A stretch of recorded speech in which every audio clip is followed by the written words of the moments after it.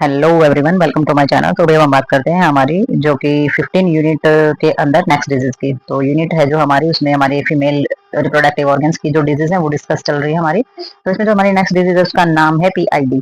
तो पीआईडी का full form हमारी हो जाती है पेल्विस इन्फ्लेमेशन डिजीज, यानी कि हमारे पेल्विस के अंदर होने वाली इन्फ्लेमेटरी या फिर इन्फेक्शन या फिर सूजन। ठीक है, तो हमारी जो डिजीज का नाम है वो है पेल्विस इन्फ्लेमेटरी डिजीज। तो इसमें डेफिनेशन में उन्होंने बताया है कि PID is in infection of female reproductive organ that में involve the fallopian tube, ovaries, uterus and peritoneum. तो इन्होंने बताया कि पीआईडी एक ऐसा इन्फेक्शन है जो फीमेल के रिप्रोडक्टिव जो ऑर्गन्स होते हैं, यानी कि प्रजनन प्रोसेस के जो ऑर्गन्स होते हैं, अंग होते हैं, वहां पर ये हमारा पाया जाता है। और फ्लोपाइन ट्यूब है या ओवरीज की जो जगह है, या यूट्रस जैसे कि बच्चादानी है, या फिर पेरिटोनियम एरिया जो है वो इसके अंदर इन्वॉल्व होते हैं। तो it is primary preventable cause of fertility in women. तो भाई ये हमारी पहली जो रोकथाम की जाने वाली, मतलब कि जिसके कारणों को रोका जा सकता है, इनफर्टिलिटी इन वुमेन, वुमेन के अंदर बांझपन लाने वाली और सबसे पहली जो है प्रिवेंटेबल कोज वाली हमारी प्रॉब्लम है। यानी कि ये एक ऐसी प्रॉब्लम है जिसकी रोकथाम की जाती है औरत में बांझपन होने से पहले, जिसमें रोकथाम की जा सकती है। ठीक है, तो जो औरत के अंदर जो बांझपन होता है उसका एक मुख्य कारण बनती है ये प्रॉब्लम जो होती है, यानी कि जो सूजन जो होती है। लेकिन ये ऐसी नहीं है कि ठीक ना हो सके, इसकी रोकथाम की जा सकती है, प्रिवेंटेबल है ये। ठीक है, नेक्स्ट हमारा जाता है इसमें इटियोलॉजी। इटियोलॉजी यानी कि पॉजिटिव एजेंट इंक्लूड, कौन कौन से हमारे एजेंट होते हैं जो कि इसका कारण बनते हैं। तो सबसे पहले हमारे एन गोनोरिया आ जाता है इसके अंदर। तो भी एन गोनोरिया एक ऐसी कॉमन प्रॉब्लम होती है जो कि एसटीआई, हमारे एसटीडी या फिर हमारे एसटीआई इन्फेक्शन हमारे होते हैं, एसटीडी रोग जो होते हैं, तो उनके अंदर एक कॉमन सी बीमारी होती है ये। ठीक है, इन्फेक्शन की जो रिप्रोडक्टिव सिस्टम है, जो हमारे इंटरनल पार्ट होते हैं उनके अंदर होने वाला जो इन्फेक्शन होता है। तो एसटीआई का पता है सेक्सुअल ट्रांसमिटेड जो डिजीज होती है, तो एक तरीके की कॉमन डिजीज में आती है। या ग्राम नेगेटिव बैक्टीरिया हमारे होते हैं। ठीक है, जो नकारात्मक बैक्टीरिया होते हैं, और इसमें हमारा ट्रैकोमेटिक ये भी हमारा बैक्टीरिया का ही नाम है, और स्टेप्टोकोका ये भी हमारा बैक्टीरिया का ही नाम है। तो ये जो बैक्टीरिया होते हैं ये हमारे रीजन बनते हैं इस इन्फेक्शन के कहीं ना कहीं। तो नेक्स्ट हमारा इसके अंदर आ जाता है प्रीडिस्पोजिंग फैक्टर इंक्लूड। प्रीडिस्पोजिंग के अंदर हमारा क्या आ जाएगा, यानी कि प्रीडिस्पोजिंग वो होते हैं जो कि हमारे किसी भी खतरे को बढ़ाने वाले होते हैं। ठीक है, ऐसे फैक्टर जो किसी भी रिस्क को, खतरे को, जोखिम को बढ़ा सकते हैं। तो इसमें क्या आ जाता है, मल्टीपल सेक्सुअल पार्टनर। अगर कोई ऐसा पर्सन है, पेशेंट है जो कि सेक्सुअल पार्टनर उसके एक से ज्यादा है, तो ये प्रॉब्लम हो सकती है। ठीक है, और यूज ऑफ यूआईडी, अगर उसने इंट्रा यूट्रस डिवाइस यानी कि प्रॉपर्टी है या कुछ और है, अगर इस तरीके की चीजें यूज की है। और सर्वाइकल इन्फेक्शन है उसको, अगर सर्वाइक्स के एरिया में किसी भी प्रकार का इन्फेक्शन है उसको। और एसटीडी यानी कि सेक्सुअल ट्रांसमिटेड डिजीज, अगर इन्फेक्शन है उसको, सेक्सुअल एक्टिव टीनेजर यानी कि कम एज से, बचपन की जो कम एज होती है उसी से सेक्सुअलिटी जो है ज्यादा एक्टिव होना उसकी। और early onset of the sexual activity, बहुत ही जल्दी जो है सेक्सुअल एक्टिविटी जो है बहुत जल्दी हो जाना। और सी सेक्शन हो जाना, यानी कि जो ऑपरेशन वगैरह जो होते हैं, स्क्रीनिंग सी सेक्शन वगैरह हो जाना। तो ये जो होते हैं ये क्या है हमारी, ये सारे के सारे जो है जोखिम बढ़ाने वाली चीजें, यानी कि खतरे को बढ़ाने वाली चीजें हमारे होते हैं। ठीक है, तो इस तरीके के जो बच्चे होते हैं, जैसे कि जिसमें सेक्सुअल एक्टिविटी जो होती है सक्रिय हो जाती है किशोर अवस्था के अंदर ही, तब भी ये प्रॉब्लम हो सकती है। सिजेरियन सेक्शन की प्रॉब्लम हो सकती है। ठीक है, और मतलब कि जो अर्ली ऑनसेट आता है ना, उसमें सेक्सुअल एक्टिविटी एज से पहले जब ज्यादा स्टार्ट हो जाती है, यानी कि एज के प्रॉपर तो सबकी होती है, लेकिन एज से कुछ पहले ज्यादा स्टार्ट हो जाती है। ठीक है, तो ऐसी एक्टिविटी जो जल्दी, मतलब कि एक होता है कि 15-16 की एज में स्टार्ट हो, तो 11 से 12 की एज में स्टार्ट हो जाए, तो समय से पहले जब ऐसी तरीके की एक्टिविटी स्टार्ट हो जाती है तब उसके अंदर हमारी ये चीजें आती हैं। ठीक है, तो वही नेक्स्ट देखते हैं इसमें हम। तो अभी नेक्स्ट हम इसमें देखेंगे क्लिनिकल मैनिफेस्टेशन। तो क्लिनिकल मैनिफेस्टेशन में कौन कौन सी चीजें हमने देखनी, इसमें सबसे पहले हम देखेंगे पेल्विस पेन। तो पेल्विस के एरिया में पाई जाने वाला जो दर्द होता है सबसे पहले हम उसमें देखेंगे। ये ध्यान देंगे कि पेल्विस के कौन से हिस्से में और कितना पेन है। Abdominal vaginal discharge that the yellow and green in colour of usual odour. तो एब्डोमिनल्स और जो वेजाइनल डिस्चार्ज है वो या तो पीले रंग का हो या हरे रंग का हो, और उसमें से अगर किसी प्रकार का जो मतलब कि बदबूदार अगर वो होता है तो ये भी चेक करना है आपने। ठीक है, पेट से निकलने वाला या फिर हमारी वेजाइनल ट्रैक से निकलने वाला किसी भी तरीके का जो स्त्राव होता है और वो बदबूदार होता है, तो ये भी आपने चेक करना है। ठीक है, पेन ड्यूरिंग सेक्स, अगर सेक्स करते टाइम, सेक्स इंटरकोर्स के दौरान अगर दर्द होता है तो वो भी हमने चेक करना है, या फिर आपने मतलब चेक करना इन द सेंस कि एग्जामिनेशन के टाइम पेशेंट से ये चीजें पूछी जाती है। नेक्स्ट हमारे इसके अंदर आ जाता है pain is lower abdominal area. तो पेट के नीचे वाले हिस्से में बहुत ज्यादा दर्द होना। और सर्वाइकल डिस्चार्ज, तो जो सर्वेक्स का जो एरिया होता है उसमें इसी तरीके का, जैसे कि म्यूलोप्रोलेंट हमारे हो जाते हैं, यानी कि मवाद वगैरह हो जाती है। म्यूको पोरलेंट हमारे हो जाते हैं, यानी कि सर्वेक्स के हिस्से से मवाद जैसी डिस्चार्ज होना। मवाद का पता है ना, जो गाढ़ और बदबूदार चीज होती है। रेगुलर ब्लीडिंग, अगर ब्लीडिंग हो रही है, ब्लीडिंग अगर बंद नहीं हो रही है।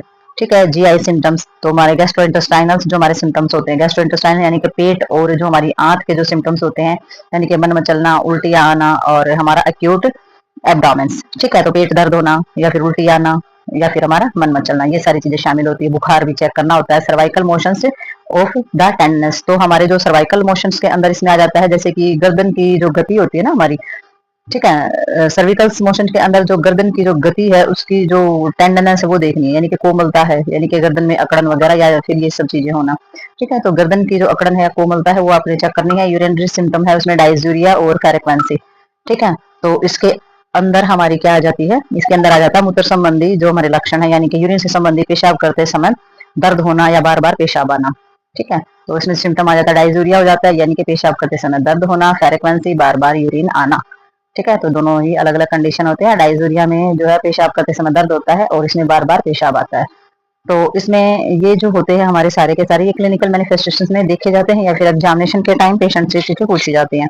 नेक्स्ट इसमें आ जाता है हमारा डायग्नोस्टिक एवल्यूशंस। तो डायग्नोस्टिक एवल्यूशंस के अंदर हमारा आ जाएगा कल्चर टेस्ट लिया जाता है, ठीक है, यूरिन कल्चर जिसमें होता है, जिसमें यूरिन का टेस्ट होता है, ठीक है। और एंडोमेटेरियल्स बायोस्कोपी की जाती है। तो एंडोमेटेरियम जो हमारी वाल होती है, गर्भाशय जिसको बोल देते हैं, उसकी जो दीवार होती है उसकी बायोस्कोपी की जाती है। बायोस्कोपी में क्या होता है, उसमें उसके अंदर का अंदाजा लगाया जाता है इन्फेक्शन का। लेप्रोस्कोपी की जाती है, तो कैमरे के द्वारा जो हमारी अंदर की कंडीशन को जाना जाता है वो हमारी लेप्रोस्कोपी हो जाती है। यूएसजी किया जाता है जो कि हमारा अल्ट्रासाउंड होता है, अंदर की चीजों का पता लगाने के लिए सीबीसी करवाया जाता है, ठीक है। कंप्लीट ब्लड काउंट जो हमारा होता है, और एंडो सर्विकल जिसमें पूरा का पूरा डीएनए टेस्ट किया जाता है, ठीक है। तो डीएनए टेस्ट करवाया जाता है इसमें। और कॉम्प्लिकेशंस कब आ जाते हैं, जब अब्सेस, फ्रैक्चर एंड स्टेसिस। तो इसके अंदर क्या आ जाता है, अब्सेस हो जाता है हमारा फोड़ा, जो फोड़ा वगैरह जो होता है वो फट जाए या स्टेसिस हो जाए, ठीक है, इन्फेक्शन हो जाए और फोड़ा वगैरह फूट जाए। इनफर्टिलिटी यानी कि बांझपन, तो ये अगर दो समस्या है तो ये और भी ज्यादा कॉम्प्लिकेशंस क्रिएट कर देती हैं। डायग्नोस्टिक एवोल्यूशंस के अंदर ये सारी की सारी चीजें जो है वो जरूर कराते हैं, ताकि हमें जो इन्फेक्शन है उसका डीपली पता चल सके और जो ट्रीटमेंट है वो सही डायरेक्शन में जा सके, ठीक है। तो वही नेक्स्ट इसमें देखते हैं हम आगे। तो भाई अब हम इसमें देखेंगे मैनेजमेंट। तो मैनेजमेंट के अंदर हमारा आ जाता है इसमें सबसे पहले मेडिकल मैनेजमेंट। तो मेडिकल मैनेजमेंट में सारी ट्रीटमेंटल चीजें हमारी आ जाएंगी। तो मेडिकल मैनेजमेंट के अंदर हमारी आ जाती है एंटीबायोटिक्स। तो एंटीबायोटिक्स हमारी कौन कौन सी दी जाएगी, जो कि हमारी कॉम्बिनेशन दिया जाता है। तो कॉम्बिनेशन हमारा किस चीज का दिया जाएगा, टेट्रासाइक्लिन, ठीक है, और पेनिसिलिन, और इसमें दिया जाएगा सेफोलोस्पोरिन। तो ये हमारी जो टैबलेट्स होती हैं, ये दवाइयां होती हैं, इनका कॉम्बिनेशन दिया जाएगा ओरली और parenterally depending on the patient condition such as. तो भाई इसमें ये मौखिक यानी कि मुंह से भी दी जाती है और इंजेक्शन से भी दी जाती है, और पेशेंट की जो कंडीशन होती है ना उस पर डिपेंड करता है कि वो उसको माउथ से देनी है या फिर उसको इंजेक्शन से देनी है, ठीक है। तो ये हमारे इंजेक्शन और टैबलेट्स के नाम है।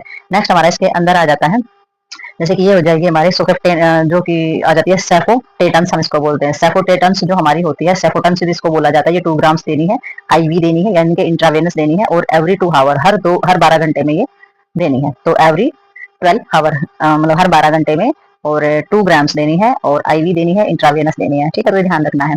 और नेक्स्ट इसमें आ जाता है हमारा, इसमें आ जाएगा क्लिंडामाइसिन। सही, हमारी क्लिंडामाइसिन में क्या है, ये हमारी 900 मिलीग्राम्स देनी है, आईवी देनी है, और हर 8 घंटे में ये दवाई हमारी दी जाती है, ठीक है। और नेक्स्ट हमारी इसके अंदर आ जाती है, इसमें सेफ्ट्रियोक्सोन ये हमारी होती है 250 mg हमारी दी जाती है, लेकिन आईएम दी जाती है, ये इंट्रामस्कुलर दी जाएगी, ये सारी वेन में दी जाती है और ये हमारी मांसपेशियों में दी जाती है, ठीक है। तो ये हमारी डेली प्लस दी जाएगी, डेली प्लस यानी कि दिन में एक बार, ठीक है। तो डेली प्लस दी जाएगी, और हमारे डॉक्सीसाइक्लिन जो है वो 100 मिलीग्राम दी जाएगी और माउथ से दी जाएगी, ठीक है। तो ये 100 मिलीग्राम दी जाएगी, जो कि हमारी डॉक्सीसाइक्लिन है, ये 100 मिलीग्राम दी जाएगी पर माउथ से दी जाएगी, और ये 250 mg दी जाएगी, पर कैसे दी जाएगी, मांसपेशियों से आईएम इंजेक्शन के द्वारा दी जाती है। तो कुछ हमारी ओरल थेरेपी भी इसमें होती है। ओरल थेरेपी में सारी वही आ जाती है जो माउथ से लेने वाली हमारी दवाइयां होती हैं। तो ओरल थेरेपी में फिर वही आ जाएगी, डॉक्सीसाइक्लिन आ जाती है जो कि 100 mg आ जाती है ओरली, और बीडी यानी कि दिन में 2 बार, ठीक है। बीडी का मतलब हो जाता है यहाँ पे दिन में 2 बार। नेक्स्ट जो हमारे इसके अंदर है, इसमें आ जाता है हमारा मेट्रोनिडाजोल्स। तो मेट्रोनिडाजोल्स जो है वो 400 mg दी जाएगी, और ये माउथ से दी जाएगी, और ये भी दिन में 2 बार दी जाती है, ठीक है। और इससे हमें पता चल गया है कि भाई हमारी जो ओरल थेरेपी है उसमें ड्रग्स कब, कितने टाइम पे, और डोज क्या है उसका, रूट क्या है उसका, तो किस तरीके से हमारी जो मेडिकल मैनेजमेंट के अंदर ड्रग्स जो है किस तरीके से दिए जाएंगे। तो नेक्स्ट हमारी आ जाती है नर्सिंग मैनेजमेंट। तो भाई नर्सिंग मैनेजमेंट के अंदर हमारा आ जाता है कि जो नर्स है वो किस तरीके से प्रबंध करेगी, पेशेंट को किस तरीके से संभालेगी, कैसे केयर करेगी। तो इसमें नर्सिंग मैनेजमेंट के अंदर हमारा आ जाता है कि instruction instruct the patient to warm the abdominals to reduce spasmodic contractions of uterus। तो भी सबसे पहले आप किस चीज का ध्यान देंगे, सबसे पहले देखेंगे कि जो हमारा पेशेंट है, पेशेंट को का जो है पेट को गर्म करने का निर्देश दें, यानी कि पेट की जो सिकाई होती है ना, वो वार्म ऑफ एब्डामन, सो जो पेशेंट का जो पेट होता है उसको गर्म करने, किसी भी प्रकार से सिकाई करने, पेशेंट को का जो पेट होता है उसको गर्म करने के लिए बोले, क्योंकि उससे क्या हो जाएगा, उससे स्पाज्मोडिक यानी किसी प्रकार का स्पाजम है, किसी प्रकार की ऐठन वगैरह है या संकुचन वगैरह हमारा यूट्रस का, उसमें बहुत ही आराम उसमें मिलेगा। ठीक है, तो ये सलाह आपने देनी है। नेक्स्ट आपने मसाज की सलाह देनी है। एब्डोमिनल एरिया जो है feel pain of the reducing pain, तो दर्द को कम करने के लिए या फिर पेन ज्यादा फील हो रहा है एब्डोमिनल एरिया के अंदर, तो मसाज करने की सलाह आप उसको दे सकते हैं।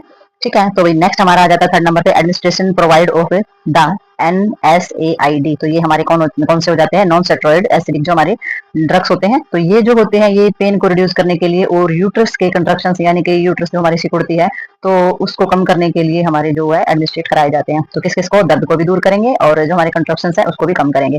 नेक्स्ट इसमें आ जाता है monitor the patient urine output और हेमिचूरिया, क्लाउडनेस एंड ओडोर, तो भाई इसमें आपने पेशेंट की जो है मॉनिटर करना है, यूरिन को मॉनिटर करेंगे तो क्या देखेंगे, मॉनिटर करने में देखना है कि पेशेंट जो है वो कितनी मात्रा में यूरिन पास आउट कर रहा है। ठीक है, पेशेंट का जो यूरिन है उसमें ब्लड तो नहीं है।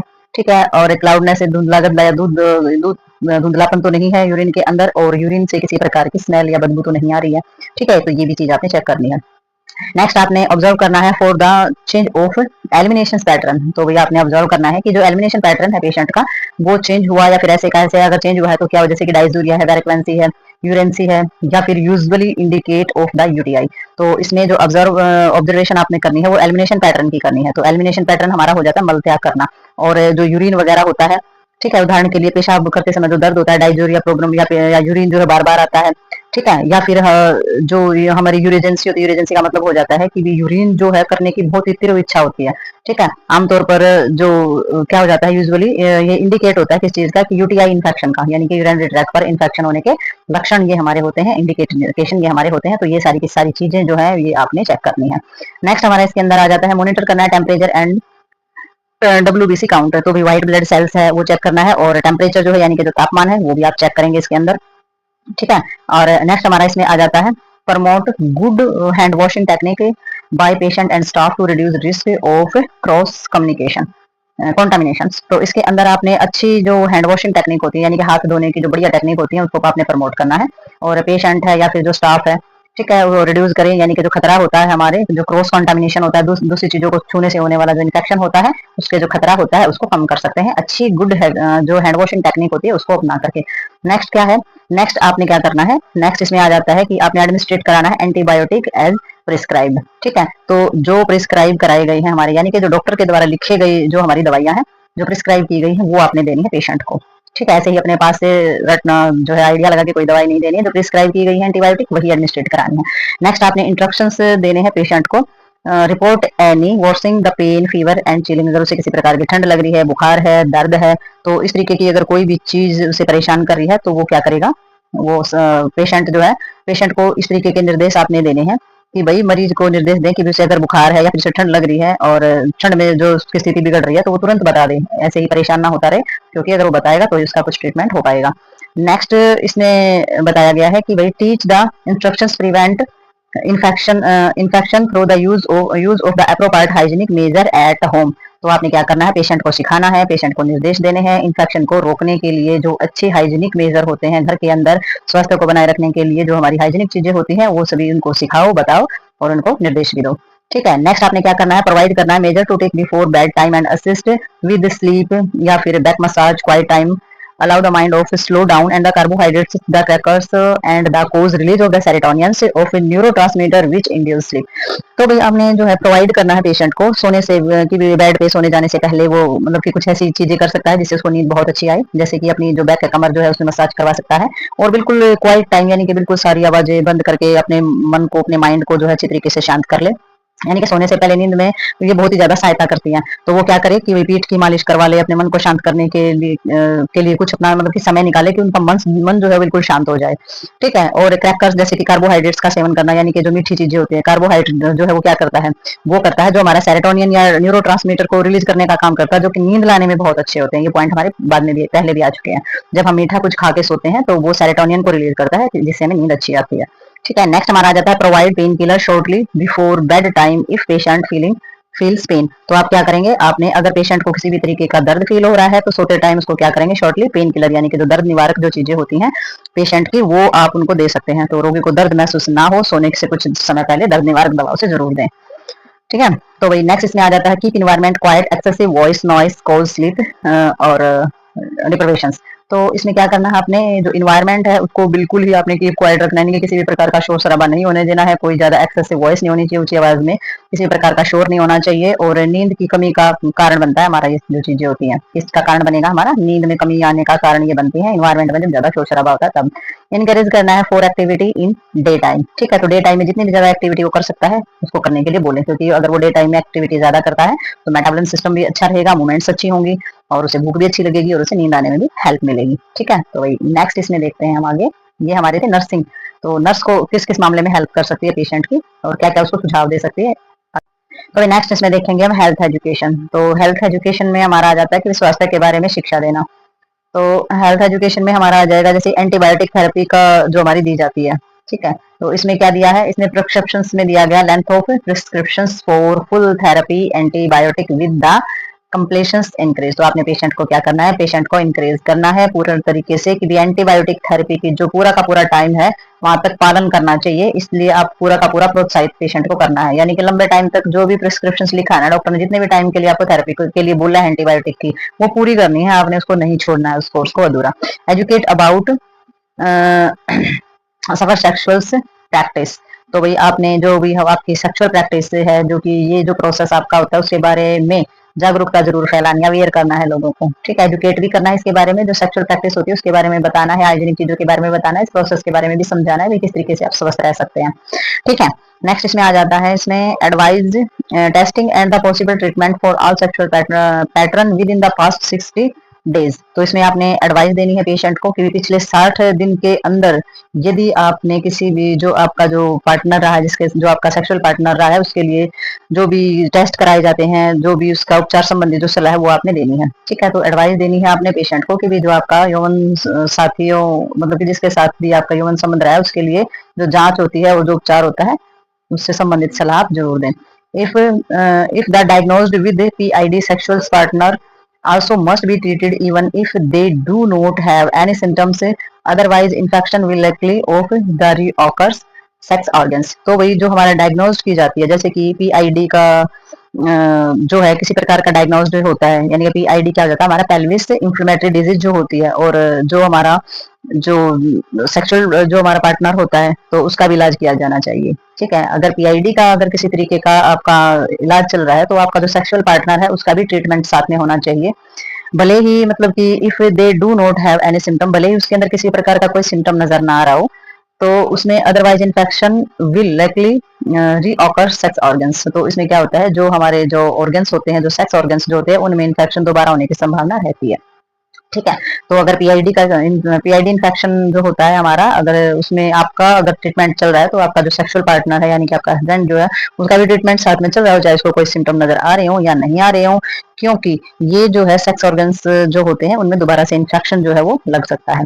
अवॉइड मल्टीपल सेक्सुअल पार्टनर, तो अत्यधिक यौवन पार्टनर जो आपके होते हैं या फिर जो मल्टीपल जो सेक्स पार्टनर जो होते हैं, यानी कि एक से ज्यादा लोगों के साथ अगर आप किसी प्रकार का सेक्सुअल संबंध बनाते हैं तो उसको अवॉइड करना है। इस तरीके की फालतू की चीजें आपको करने की जरूरत नहीं है अगर आपको स्वस्थ रहना है तो। ठीक है, तो नेक्स्ट देखते हैं इसमें हम। तो भाई नेक्स्ट इसमें हम देखेंगे, इसमें बताया गया है use barrier methods of birth control. तो आपने क्या करना है, आपने जो बैरियर मेथड्स हैं हमारे, तो बैरियर मेथड्स हमारे कौन से होते हैं, बैरियर मेथड्स के अंदर हमारे वो आ जाते हैं जो कि क्या करते हैं, ये कौन सा आ गया भाई, बैरियर मेथड्स इसी लेसन का है या किसी और का है, एक मिनट, पेज नंबर क्या, पेज नंबर, हाँ हाँ चलो इसी का ये, इसमें जो बाद में बचे हुए हैं, पेज नंबर साफ नहीं दिख रहा यहाँ पे। तो भाई इसमें जो बैरियर मेथड है, यानी कि barrier methods of the birth control, तो बच्चों के का जो जन्म पर कंट्रोल करने वाले जितने भी हमारे मेथड है, यानी कि जो गर्भ निरोधक हैं, उनकी विधियों का प्रयोग जरूर करना, क्योंकि विधियों का प्रयोग करेंगे तो इन्फेक्शन जो है वो कम होंगे। जो हमारे रिप्रोडक्टिव ऑर्गन्स होते हैं उनके अंदर इन्फेक्शन होने के खतरे कम रहते हैं, अगर आप जो कॉन्डोम्स वगैरह इस तरीके की चीजों का इस्तेमाल अगर करके चलते हैं तो। ठीक है, नेक्स्ट है अवॉइड आईयूडी। तो भाई आपने जो आईयूडी है, जो इंट्रा यूटर डिवाइस जो हमारी लगाई जाती है प्रॉपर्टी वगैरह, तो इस पर जो है वो ध्यान रखना है, इसको अवॉइड कर देना। If have multiple sexual partner, और अगर आपके मतलब कि एक से ज्यादा जो है पार्टनर है, सेक्सुअल पार्टनर एक से ज्यादा है, तो वो भी अवॉइड करें। अगर आपने आईयूडी लगवाई है तो भी अवॉइड करनी है, तभी आप स्वस्थ रह सकते हैं। रेगुलर जो हमारी गायनोलॉजिक चेकअप ऑफ स्क्रीनिंग, तो आपने जो हमारे गायनोलॉजिकल में आ जाती है हमारी जो फीमेल्स की, यानी कि औरतों की जो स्पेशल डॉक्टर होती है, यानी कि जो स्त्री रोग होते हैं स्पेशल, इसी हमारे जो गायनी की जो प्रॉब्लम्स होती है, तो उस डॉक्टर के पास आपने स्क्रीनिंग भी करानी है, टेस्ट करानी है, चेकअप कराना है। ठीक है, तो यही है आपका सबसे पहली चीज है कि आप इन सब चीजों से बचें। आईयूडी है, और जो हमारे सेक्सुअल मल्टीपल सेक्सुअल पार्टनर है, और जो आपका हस्बैंड वगैरह या एक ही पार्टनर है, तो उसका भी ट्रीटमेंट साथ मिले तो डेफिनेटली आपको हाइजीनिक चीजों से जो है संबंध आपका हो सकता है, और बीमारियों से, इन्फेक्शन से आप बच सकते हैं। तो ये जो हमारी डिजीज है यहीं पर होती है कंप्लीट। तो मिलते हैं नेक्स्ट डिजीज में और नेक्स्ट प्रॉब्लम या नेक्स्ट वीडियो के साथ, तब तक के लिए बाय बाय।